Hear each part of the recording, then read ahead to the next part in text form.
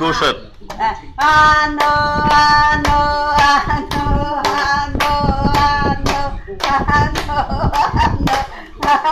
Cười cháu gái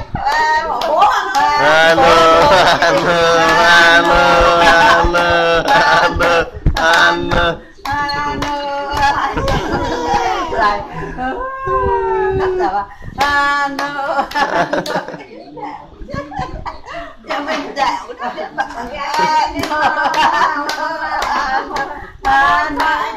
Phong nhá. Phong ăn hết cơm rồi. Hoan hô Hải Phong đi, con Hoan hô Hải Phong đi. Hoan hô đấy, nó quay lại Hoan hô Hải Phong đi. Ôi, em đi em dạo nó chua chua. Đó con ạ, con được.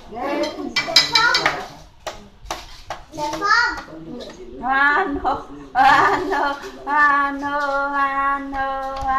Đã ăn đến xong rồi hoan hô tiếp à? Hoan hô đi, hoan hô tiếp đây. Hoan hô nào. Hoan hô. Con được dứt tóc. Tóc có vài cái con lại cứ dứt cả ngày thế con. Ngày hôm nay con dứt. Hoan hô. Ôi mẹ hoan hô em ăn hết cơm rồi.